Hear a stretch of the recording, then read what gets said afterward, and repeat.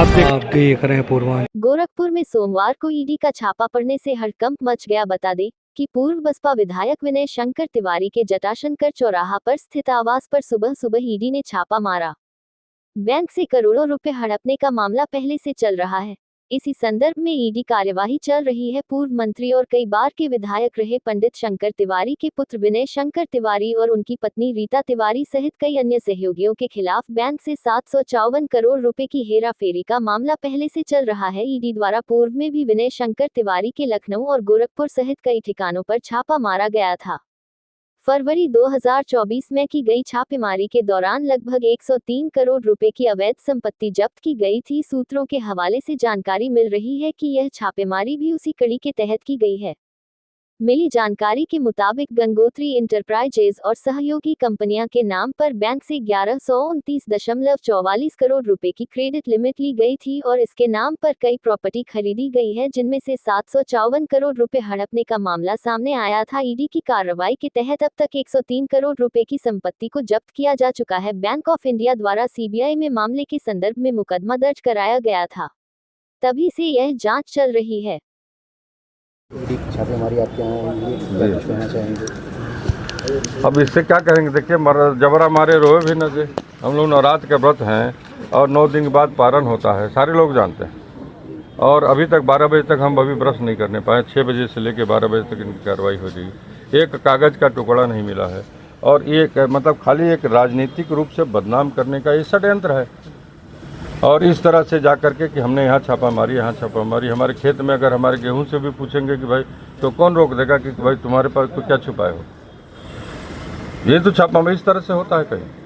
अगर कोई पक्ष विपक्ष हर जगह होता है, सिक्के के 2 पहलू होते हैं, चित और पट। और जिस तरह से मतलब ये दबाव बनाया जा रहा है और ये प्रताड़ित किया जा रहा है, ये निंदनीय है, अच्छा नहीं माना जाएगा। और प्रजातंत्र की व्यवस्था में तो कतई अच्छा नहीं माना जाएगा। 14 महीने में ये दूसरी बार है आपके? नहीं, ये महीने में तो अगर मैंने देखिए, ये तो सरकार का पावर है और सरकार के पावर का इस्तेमाल नेगेटिव साइड में नहीं होना चाहिए, कुछ पॉजिटिव भी तो होना चाहिए, जिससे लोग अपने आप को सुरक्षित महसूस करें।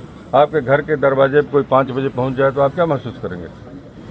और पर्पस भी तो होना चाहिए कि कोर्ट का कोई आदेश नहीं है जो अपने लिख करके और सीबीआई ईडी वाले वो अपने अधिकारियों के दस्तखत से यहाँ तक कोर्ट का वो होना चाहिए ना। छापेमारी ऐसे तो नहीं होती है। और किसी के घर में, यहाँ देखिए लेबर हमारे यहाँ काम कर रहे थे, ये सड़क नहीं बन रही है, तो हमारा 2-3 मीटर जगह मतलब सड़क उसमें जा रही है, सड़क में हम तोड़वा करके लेबर, देखिए सारे हमारे लेबर भाग गए, कार्य बंद पड़ा हुआ है। अच्छा, चाबी बनाने वाले को भी बुलाया गया था? चाबी बनाने वाले को बुलाया गया, ताला उन्होंने तोड़वाया, दूसरा मैंने, और उसमें अगर कोई कागज़ का टुकड़ा तक नहीं मिला। किस चीज़ का ताला तोड़वाया गया था? अलमारी का ताला तोड़वाया गया था। आपके लैपटॉप और मोबाइल वगैरह की भी आपकी जांच हो रही है? नहीं, लैपटॉप और मोबाइल की मतलब पता नहीं, उन्होंने कोई ऐसी चीज़ छोड़ी नहीं, बताया ना। हमारे यहाँ छापामारी जैसे कह रहे, हमारे खेत में भी छापामारी मार करके पूछेंगे भाई कहीं छुपाए हो तो बताओ। आपके वहाँ से कुछ कैश मिलने की बात? हमारे पास कहते ना, एक कागज़ का कोई टुकड़ा नहीं मिला, वो हमारे पास उसका वो है पूरा स्टेटमेंट जो उन्होंने रिसीव किया, कागज़ हमको दिया।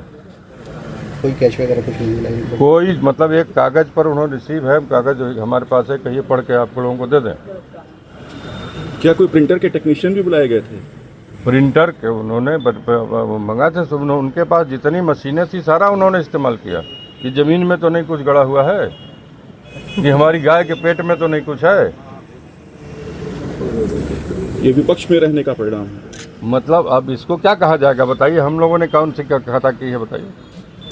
अगर हम न्यायालय में अपना पक्ष रख रहे हैं, न्यायालय बात की सुनवाई हो रही है, उसके बाद बीच में कोई डिसीजन लेने का किसी को पावर नहीं है। एजेंसी है तो सरकार की एजेंसी है हमारी, तो हम तो सरकार के मतलब ये सरकारी लोगों का हमने सम्मान किया। हमने कहा हाँ आइए आप। 6 बजे से लेकर लगातार 12 बजे तक बैठा करके सारी चीज़ें की है।